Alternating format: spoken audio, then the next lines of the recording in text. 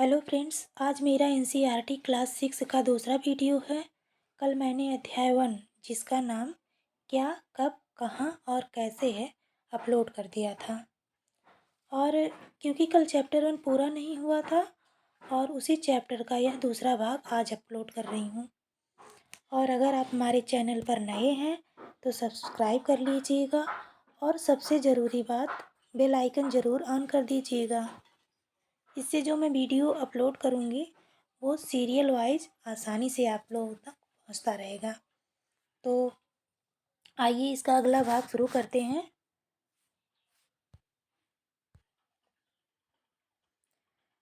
गंगा तथा इसकी सहायक नदी सोन का पता लगाओ। गंगा तथा इसकी सहायक नदी सोन का पता लगाओ। तो चलिए मैप में देखते हैं गंगा नदी और सोन नदी।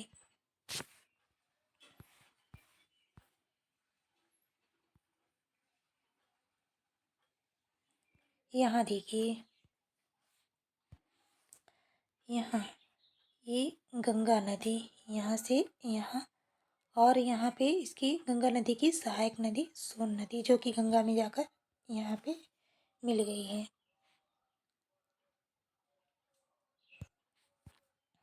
तो देखिए आगे,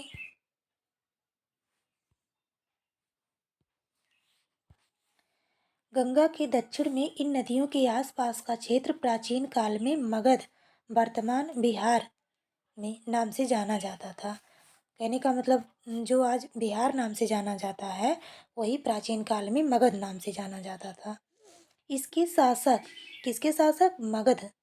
मगध राज्य के शासक बहुत शक्तिशाली थे और उन्होंने एक विशाल राज्य स्थापित किया था। देश के अन्य हिस्सों में भी ऐसे राज्यों की स्थापना की गई थी। लोगों ने सदैव उपमहाद्वीप के एक हिस्से से दूसरे हिस्से तक यात्रा की। मतलब आज ही नहीं यात्रा करते लोग, प्राचीन काल में भी यात्राएं लोग एक उपमहाद्वीप से दूसरे हिस्से में करते थे। कभी कभी हिमालय जैसे ऊंचे पर्वतों, पहाड़ियों, रेगिस्तान, नदियों तथा समुद्रों के कारण यात्रा जोखिम भरी होती थी। फिर भी ये यात्रा उनके लिए असंभव नहीं थी। मतलब उनके लिए कितना भी कठिन होता था यात्रा करना, लेकिन असंभव नहीं था, फिर भी वो यात्रा करते थे।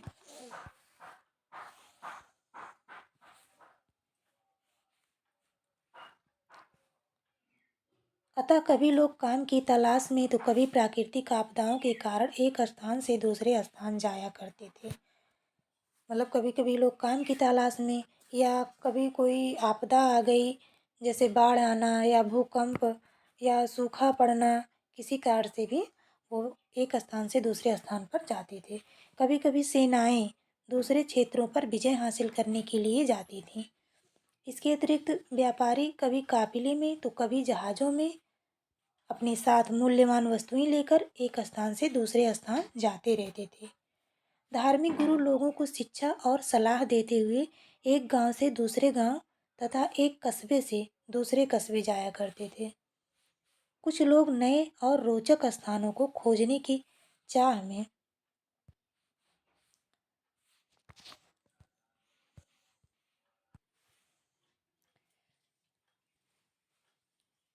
उत्सुकता उत्सुकतावश भी जाया करते थे। इन सभी यात्राओं से लोगों को एक दूसरे के विचारों को जानने का अवसर मिला। अब आगे देखिए, आज लोग यात्राएं क्यों करते हैं। प्राचीन काल का तो इसीलिए, मतलब कोई सेना थी जो कि युद्ध जीतने के लिए एक स्थान से दूसरे स्थान पर जाती थी, या आपदा में लोग एक स्थान को छोड़कर दूसरे स्थान पर जाते थे। अब यहाँ देखिए आज लोग यात्राएं क्यों करते हैं। एक बार फिर से मानचित्र एक को देखो, जो मैंने अभी दिखाया आपको मानचित्र।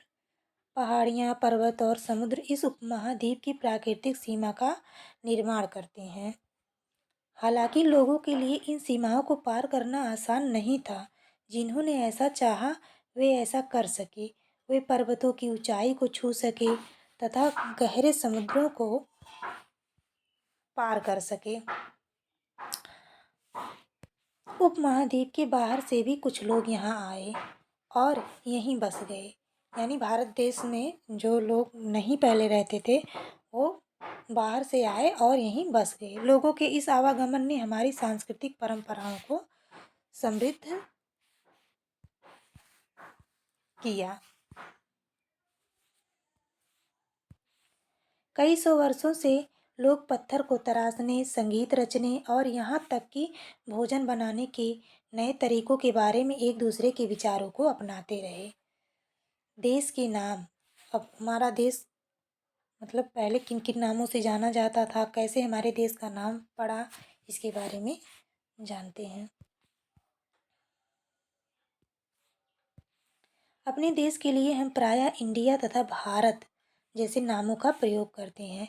इंडिया शब्द इंडस से निकला है। किससे निकला है इंडिया शब्द? इंडस, जिसे संस्कृत में सिंधु कहा जाता है। अपने आप लोग नोट्स ज़रूर बनाते रहिएगा क्योंकि इसमें जो एक एक लाइन बहुत इम्पॉर्टेंट है। अपने एटलस में ईरान और यूनान का पता लगाओ।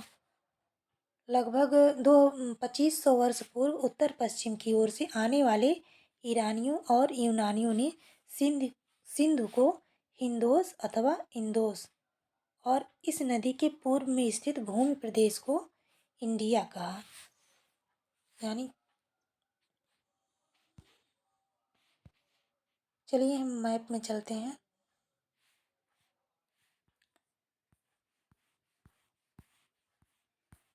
आपको मैप दिखाते हैं तब समझ में आएगा। यहाँ देखिए, जो यहाँ से मतलब जो यहाँ से लोग आए बाहरी देश से, वो यहाँ जो सिंधु नदी यहाँ का जो क्षेत्र था, यहाँ के बसे हुए लोगों को हिंदोस या इंदोस कहा। ठीक है, चलिए आगे देखते हैं।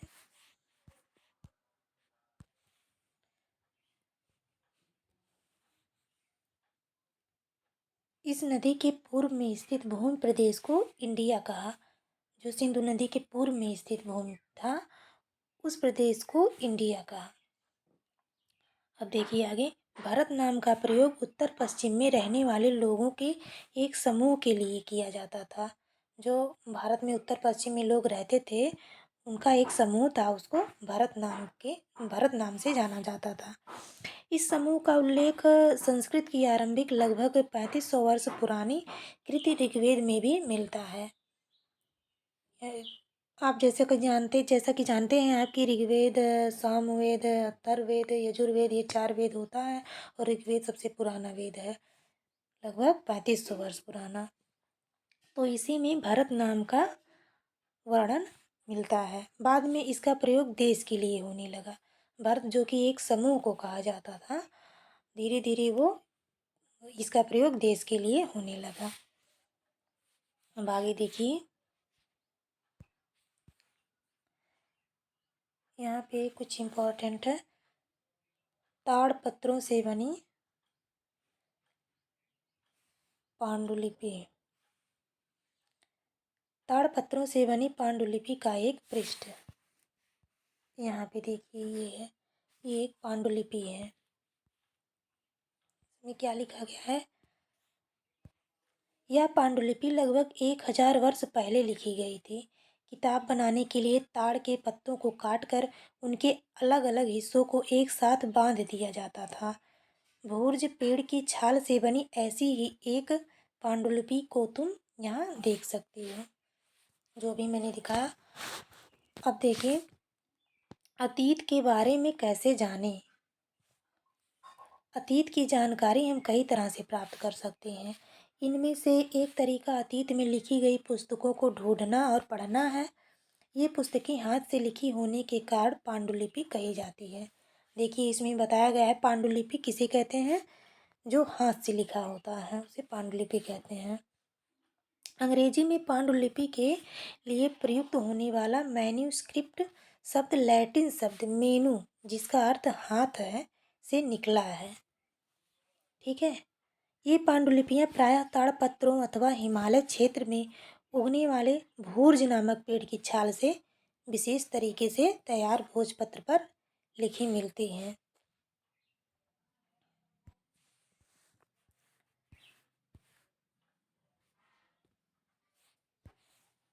इतने वर्षों में इनमें से कई पांडुलिपियों को कीड़ों ने खा लिया तथा कुछ नष्ट कर दी गईं। जो पांडुलिपियां थीं उनको बहुत बहुत पांडुलिपियां जो है खराब हो गईं, कीड़े मकोड़े और किसी अन्य तरह से वो सब खराब हो गई। फिर भी ऐसी कई पांडुलिपियां आज भी उपलब्ध हैं। प्रायः ये पांडुलिपियां मंदिरों और विहारों में प्राप्त होती हैं। इन पुस्तकों में धार्मिक मान्यताओं व व्यवहारों, राजाओं के जीवन, औषधियों तथा विज्ञान आदि सभी प्रकार के विषयों की चर्चा मिलती है। ठीक है, क्या क्या मिलता है इन पांडुलिपियों में? धार्मिक मान्यताओं व व्यवहारों, राजाओं के जीवन, कैसे राजा लोग का जीवन कैसे राजा लोग अपना जीवन निर्वाह करते थे, औषधियों और विज्ञान आदि सभी प्रकार के विषयों की चर्चा मिलती है। इसके इनके अतिरिक्त हमारे यहाँ महाकाव्य, कविताएं तथा नाटक भी हैं। ठीक है, इनमें से कई संस्कृत में लिखे हुए मिलते हैं। उन पांडुलिपियों में महाकाव्य तथा कविताएं भी लिखी गई हैं। इनमें से कई संस्कृत में लिखे हुए मिलते हैं, जबकि अन्य प्राकृत और तमिल में हैं। प्राकृत भाषा का प्रयोग आम लोग करते थे, यानी जो साधारण जनता थी वो प्राकृत भाषा का प्रयोग करती थी, और जो उच्च कोटि के थे तो वो संस्कृत या तमिल ये सब बोलते थे।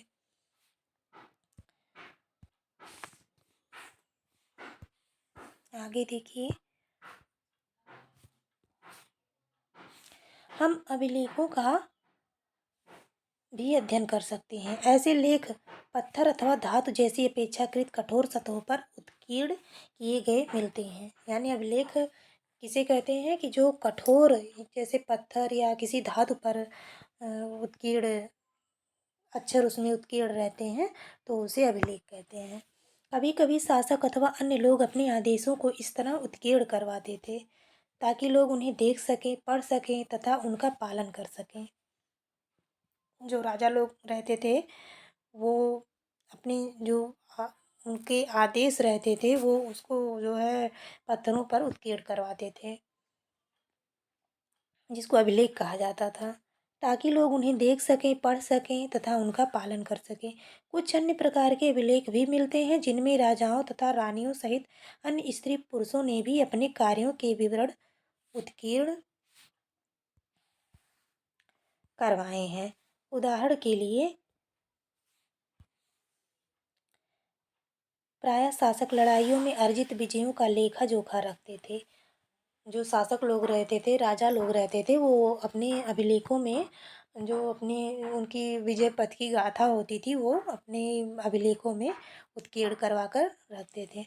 क्या तुम बता सकती हो, ये जो मतलब बच्चों के लिए है कि क्या तुम बता सकती हो कि कठोर सतह पर लेख लिखवाने के क्या लाभ थे? ऐसा करवाने में क्या क्या कठिनाइयाँ आती थी? बाकी देखिए,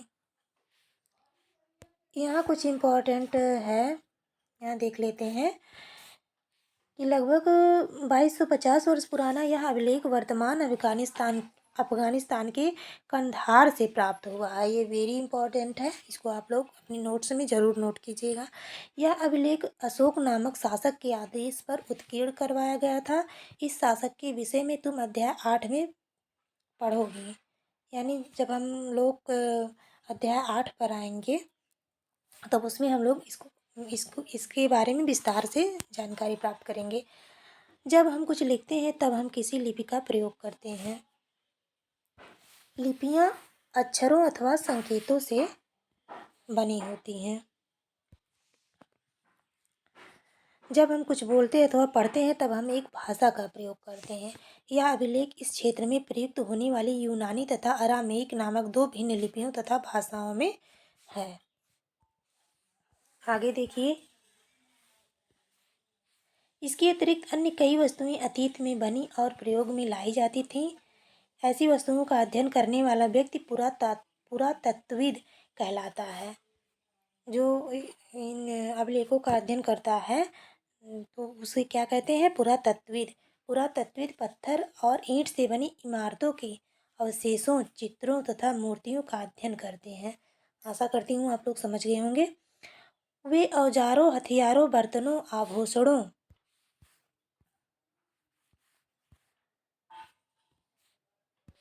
तथा सिक्कों की प्राप्ति के लिए छानबीन तथा खुदाई भी करते हैं। और क्या क्या करते हैं? सिक्कों मतलब वो जो खुदाई भी करते हैं और वो पढ़ने का कार्य भी करते हैं अभिलेखों को। इनमें से कुछ वस्तुएं पत्थर, पकी मिट्टी तथा कुछ धातु की बनी हो सकती हैं। ठीक है, ऐसे तत्व कठोर तथा जल्दी नष्ट ना होने वाले होते हैं। पुरातत्वविद जानवरों, चिड़ियों तथा मछलियों की हड्डियां भी ढूंढते हैं। वो और क्या काम करते हैं? जानवरों, चिड़ियों तथा मछलियों की हड्डियां भी ढूंढते हैं। इनसे उन्हें यह जानने में भी मदद मिलती है कि अतीत में लोग क्या खाते थे। वनस्पतियों के अवशेष बहुत मुश्किल से बच पाते हैं। यदि अन्न के दाने अथवा लकड़ी के टुकड़े जल जाते हैं तो वे जले हुए रूप में बचे रहते हैं। ठीक है।